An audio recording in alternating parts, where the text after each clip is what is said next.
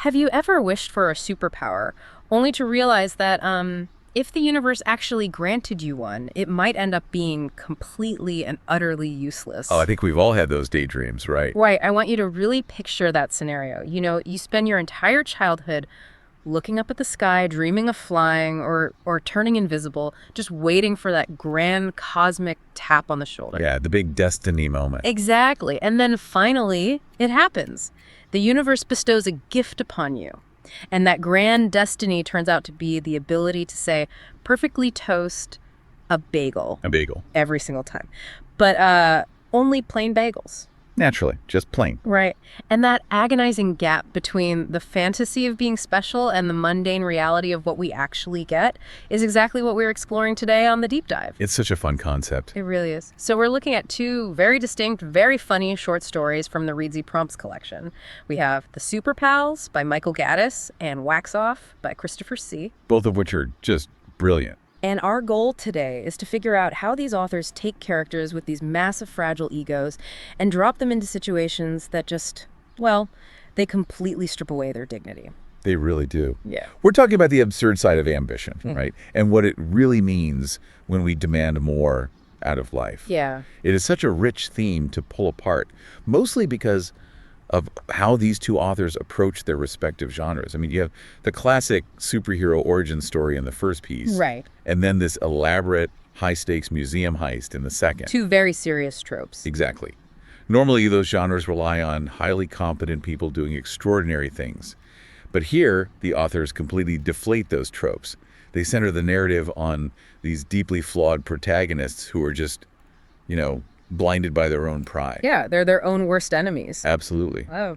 As we go through these sources, pay attention to the underlying mechanics of how these stories work. They aren't just making jokes. No, it's deeper than that. They are systematically breaking down the psychology of main character syndrome. They show us exactly how our own egos set us up to fail, usually in the most spectacular and public ways imaginable. So true. Okay, let's unpack this by jumping straight into the magic system of the Super Pals because it is so incredibly specific. Our protagonist is a guy named Lenny Livingston. Good old Lenny. Yeah, and Lenny has what the author categorizes as a specific issue resolver, which is a great term. It really is. He has the power to fry exactly one chicken egg per day to absolute perfection. Just one. And the text emphasizes that this isn't just a good egg. If Gordon Ramsay ate this egg, he would weep. It's life-changing. It's the most amazing thing anyone has ever tasted, even if the toast sitting right next to it is burnt to a crisp. But it's the method of cooking that really gets me. Oh, the method is the best part. Lenny doesn't use heat. He doesn't have, laser vision or pyrokinesis. He just cracks a raw egg into a cold pan, stands over it, and angrily shakes his fist at it. He threatens the egg. Yes. The sheer threat of his fist perfectly fries the egg. The mechanics of that power are hilarious because they completely strip away the majesty of having an ability. Think about the physical posture the author has chosen for Lenny. Right, it's so awkward. Shaking your fist at something is the universal gesture of impotent rage. It's what an old man does when kids step on his lawn. Exactly. So the author is physically manifesting Lenny's internal frustration every single time he uses his power. And the limitations of this magic system are aggressively rigid, which explains exactly why Lenny is so frustrated. She can't branch out. No, he cannot make an omelet, he cannot cook an egg sunny side up, he can't fry an ostrich egg or a duck egg. Nope. And he absolutely cannot cook 2 chicken eggs in a row. It is strictly a once per day single chicken egg phenomenon. And he only found out about it because of a mistake, right? Yeah, totally accidental. He forgot to turn the stove burner on one morning, got mad, shook his fist at his breakfast, and suddenly had a gourmet meal. It's like a bad joke. It really is. It reminds me of having a magical, cutting-edge smartphone, but the software only lets you call one very specific pizza place. Right. Sure, the pizza's great, but the limitation makes the device feel almost like a taunt. And Lenny feels taunted. He wants to open a breakfast empire, or better yet, he wants to solve world hunger. Huge ambitions. But to do that, he needs his power to evolve. He needs to go from a specific issue resolver to a general issue resolver. So I have to ask, is he really the bad guy here? Because, Yeah. I mean, if I had a power, even a weird one, I think I'd want to maximize it too. I'd want to help people. Why does the narrative treat his frustration like it's a character flaw? That is the core psychological question of the story. On paper, wanting to cure world hunger sounds noble, Right, it sounds great. but the author is using the hyperspecificity of the power to reveal Lenny's true motivation. Lenny doesn't actually care about hungry people. Oh, interesting. He cares about his own legacy. The humor works because there is this massive chasm between the absolute mundanity of what he can actually do and the grandiose scale of what he feels he deserves. The ego is just out of control. Exactly.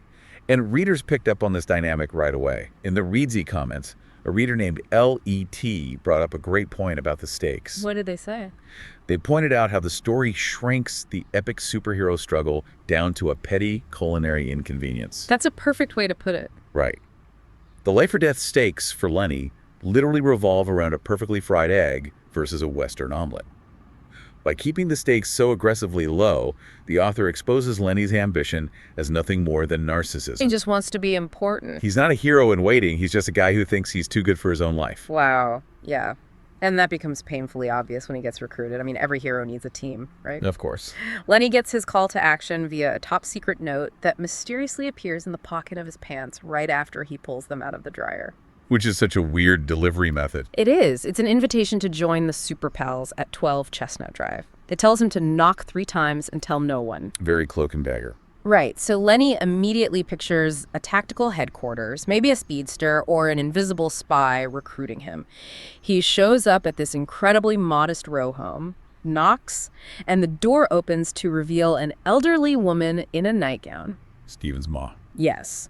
Lenny whispers in his best covert ops voice, "I'm here to see the Super Pals," and she completely misinterprets him. She thinks he's a pedestrian walking the local pooper trail. Which is just the worst name for a walking path. It's terrible. She assumes he's just looking for the commode at the gas station. It's a masterful deflation of tension. Absolutely. You have Lenny, who is so desperate for the James Bond treatment, being treated like a confused tourist looking for a bathroom. I was laughing out loud at the dialogue here. Her son, Steven, yells up from the basement, "Ma, who is it?" And she yells back her assumption about the pooper trail, telling Steven to just go back to playing his dragon dungeons. One of the readers, Robert Wallace, made a spot-on comparison. Oh, what was that? He said it reads exactly like Will Ferrell's character in Wedding Crashers yelling for meatloaf. Oh my gosh, yes. That is exactly the vibe. It establishes instantly that this is not the X-Men. Lenny goes down the stairs and finds 4 cheap lawn chairs set up around a folding table. This is the gathering of the superfluously gifted. If we connect this to the bigger picture, this is where the author really dives into the satire of modern self-improvement and support groups. We meet the rest of the team. Right. First is Steven, the guy who yelled for his ma. His power is that he can deliver notes into people's pockets completely unseen. Which explains Lenny's dryer incident. Exactly. But like Lenny's egg, the limitations are absurd. Steven can only deliver notes that are written by someone else, and those notes cannot have anything to do with the government, the military, or crime bosses. So if there is literally any actual emergency or high stakes, his power shuts down. Correct. It is a power designed to be useless in a crisis. Then you have Jimmy. What does Jimmy do? Jimmy can add or subtract exactly 1 freckle from his own arm once a week. Once a week. That's it. And finally, there's Louise.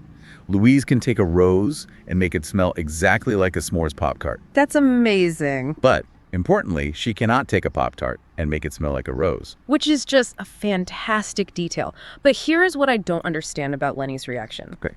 The group sits around eating Steven's Ma's cookies, which are apparently divine, and they are completely happy. They are content just existing in this basement. Yeah, they have no grand plans. Right, but Lenny is repulsed by them. And honestly, I kind of get it. They have these bizarre supernatural abilities, and they are doing absolutely nothing with them. They're just hanging out. Isn't it a tragedy that they have 0 drive? I mean, why is the author making Lenny the butt of the joke when his peers have just given up on life? It's a great observation because it forces us to ask what success actually means.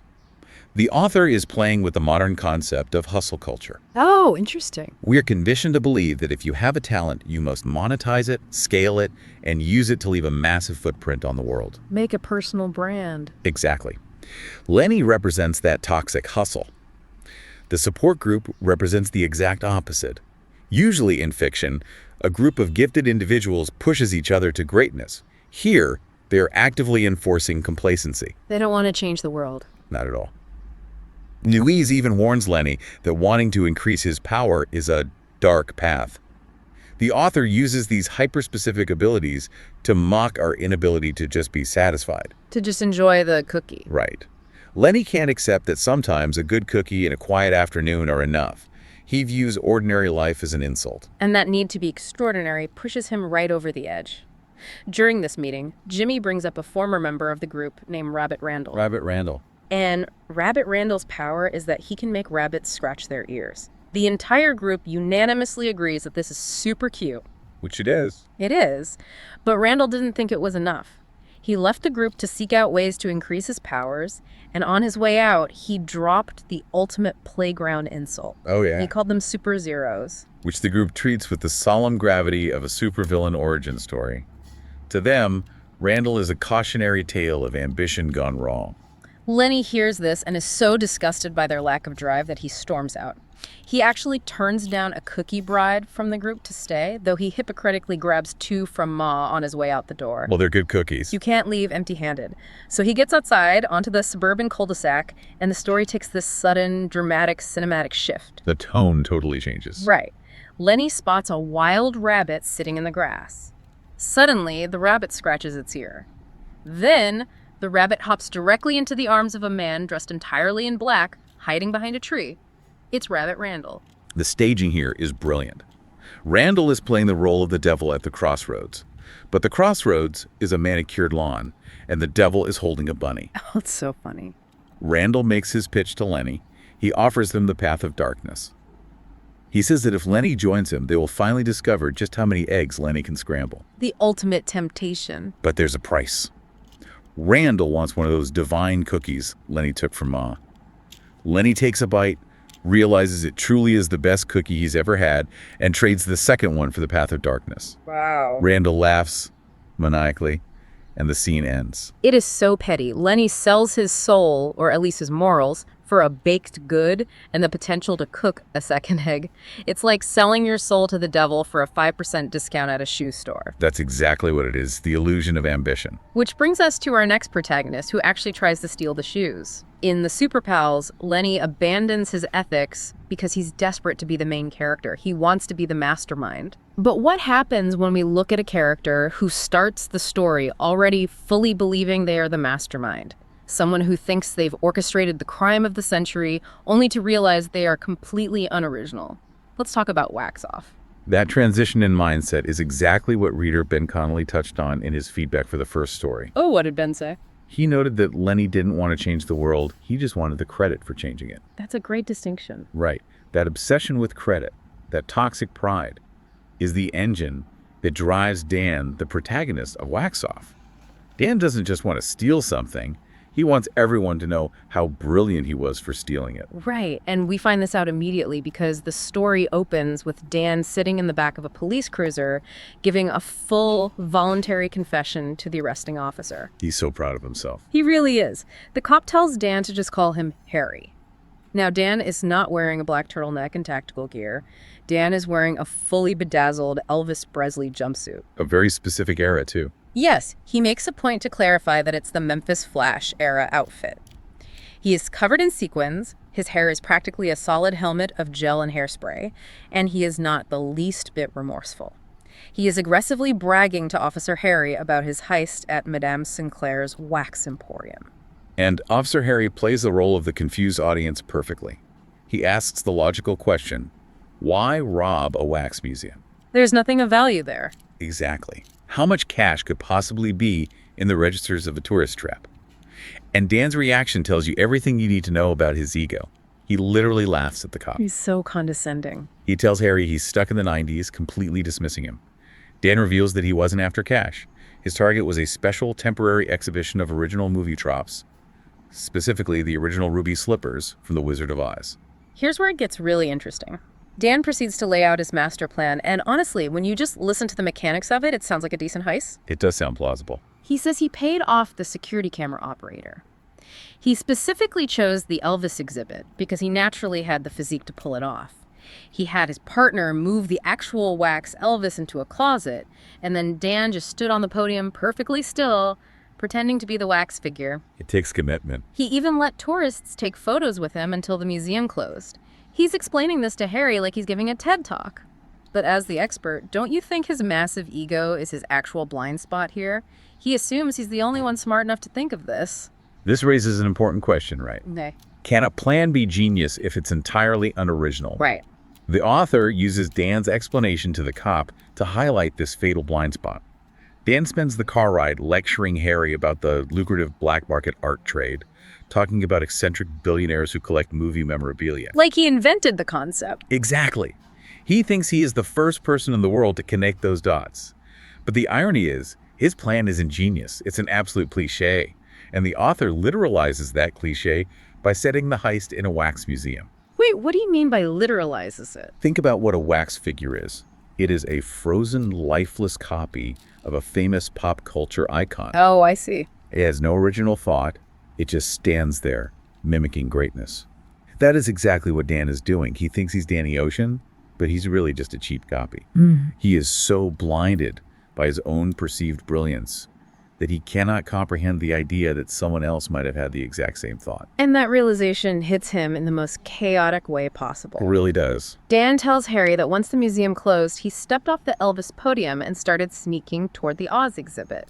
He hears a security guard approaching, so he panics and freezes next to the closest wax figure, which happens to be Marilyn Monroe. Classic. He even brags to the cop that his old community theater background saved him, that as he's standing perfectly still, holding his breath, he looks across the hallway. There's the Brady Bunch exhibit, the whole family sitting around a retro dinner table smiling. So wholesome. And standing right next to Mr. Brady is Darth Vader. It is the moment the illusion shatters. A wax museum wouldn't put Darth Vader at the Brady Bunch table. No, that makes no sense. Right. Dan realizes with absolute horror that Darth Vader is another thief. And it wasn't just a two-man job. Remember that camera operator Dan thought he so cleverly bribed? Yes, the guy he paid off.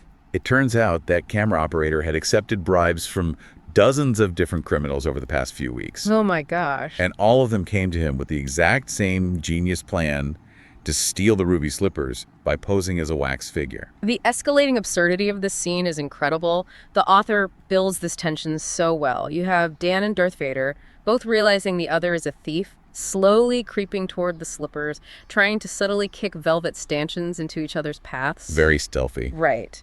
Then, out of nowhere, Amelia Earhart sneaks past them. The museum is infested with crooks. Every time a guard does a patrol round, this growing horde of thieves has to freeze next to whatever random exhibit is closest. It's just brilliant imagery. You get these wild, surreal visuals. RoboCop is having tea with Queen Elizabeth. Voldemort is playing intense defense against Larry Bird in a basketball setup. Dan actually complains to the cop that the thematic integrity of the museum was ruined. Which, again, just highlights his absurd priorities. Totally. A Reedsy reader named Akihiro Muroko left a comment calling this sequence a night at the museum battle royale. And it is the perfect description. That is exactly what it is. The author builds the comedic pressure until it finally snaps. All of the thieves reach the ruby slippers at the exact same moment. Stealth goes out the window and a massive free-for-all brawl breaks out in the middle of the museum. And it is not a dignified fight.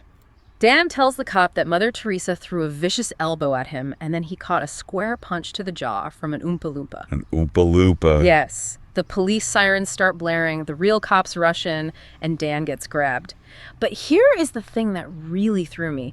Dan is in the back of the cruiser. He's arrested, but he reaches into his sparkly Memphis flash jacket, pulls out a bedazzled bag, and shows Officer Harry the contents. He actually got the ruby slippers. He really did. Despite the chaos, he won the fight. He literally tells the cop, I guess I just wanted it more. He secured the prize, but he cannot secure his own ego. And this is where the story shifts from a funny heist gone wrong into a brilliant character study of self-sabotage. Yeah. Dan has the slippers. He is already in the back of a police car. If he just stayed quiet, he might have been able to leverage the slippers later or hide them or just take the loss of getting arrested while secretly knowing he succeeded. Just take the win internally. Exactly. But his pride won't let him. He is so deeply offended that an Oompa Loompa punched him and so outraged that 12 other people thought they were as smart as him that he decides to burn it all down. He tells Officer Harry to turn the car around and arrest everyone else. He literally asks, why should I be the only one to suffer? Pure spite. It is pure, unadulterated pettiness. So Harry agrees. He drives the cruiser to a dark wooded park a block away from the museum.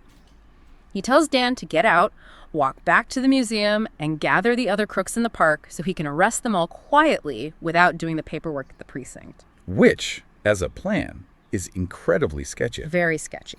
But Dan is ecstatic. He's going to get his revenge. He grabs the handle, opens the door to step out, and then Harry says 3 words, "Leave the shoes." And in that moment, Dan thinks he's just playing the game. He assumes Harry is a corrupt cop demanding his cut. Dan is perfectly fine with that, because to him, it validates that he's playing in the big leagues of crime. He drops the slippers on the seat. Harry nods and says, "No one wants to do anyone dirty here." Oh. Dan steps out into the freezing night air. The car door shuts.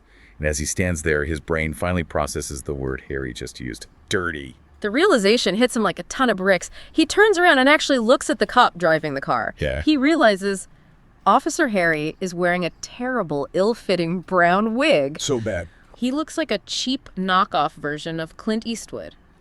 Dan screams at the car, "It was a prop car." Harry isn't a police officer at all. Yep. He's just the 13th thief. A rival crook who dressed up as Dirty Harry and pulled up to the museum in a fake squad car. It is the ultimate double cross. As the car revs its engine to speed away with the ruby slippers, the fake cop rolls down the window, looks at Dan, and growls, "Sir's got nothing to do with it," which is, of course, the famous line from the Clint Eastwood movie Unforgiven. And Dan, standing alone in the dark, freezing in a sequin Elvis suit, having just lost the prize of a lifetime, just yells back, "That's not even the right movie." Because it's not. Because Dirty Harry never said that line. It is such a brutal ending. It is exactly like playing a grueling 3-hour game of chess, agonizing over every single move, only to realize at the very end that your opponent was playing Monopoly the whole time, and while you were staring at your knights and bishops, they just stole your wallet. That's the perfect analogy. Dan's own pettiness was the exact mechanism of his undoing. That is the genius of Christopher C.'s writing here. Dan defeats himself. The fake Dirty Harry didn't mastermind some complex psychological trap. He just sat in the car and let Dan's ego do all the heavy lifting. Wow, yeah. If Dan had possessed even a shred of humility, if he hadn't spitefully demanded that the other thieves be arrested to soothe his bruised ego, He would have gotten away. well, the fake cop would have had to just drive him to a real police station, and the ruse would have failed. Oh, true. Instead, Dan's desperate need to see others fail cost him the exact thing he had fought so hard to win. It is fascinating to look at these 2 stories side by side. You have Lenny Livingston in the Super Pals, who has this completely unearned, toxic ambition, willing to walk a dark, villainous path just for the chance to cook a second breakfast egg. Over an egg? Over an egg. And then you have Dan in Wax Off, who has actual ambition but is so consumed by his own arrogance that he outsmarts himself in a museum full of fake people. Like they're 2 sides of the same coin. I think the reason these stories resonate so well and why the readers in the comments love them is because they force us to look in the mirror. They tap into that very human, very secret desire we all have to be special, to be the undeniable genius in the room. We all want that. But they also remind us of the clumsy, chaotic reality of human nature. They systematically dismantle the myth of the main character. We all want to believe we are the protagonist walking a path of unique destiny, or executing a foolproof master plan that no one else could possibly comprehend. Right. But what these authors remind us is that more often than not, we aren't the mastermind. We are just one of a dozen people dressed as Darth Vader, freezing awkwardly next to the Brady Bunch, hoping nobody notices we don't belong. Which is a humbling but honestly necessary reality check. Yeah. It has been incredibly fun exploring these specific sources with you today, dissecting not just what happened to these characters, but the exact psychological traps that put them there. It's been great. So as we wrap up this deep dive, I want to turn this back to you, the listener. As you go about your day dealing with your own ambitions, your own frustrations, and your own brilliant ideas, what does this all mean for you? It leaves you with a fairly provocative question to ponder. Both of these stories feature characters who firmly believe they are destined for greatness, only to be completely humiliated by their own pride. Yeah. It makes you wonder, if you were handed a magical, highly niche ability tomorrow, or if you stumbled upon the blueprint to an absolutely foolproof scheme at work or in life, would you have the self-awareness to recognize your own limitations and just walk away? Or would your pride march you straight into the fist of an Oompa Loompa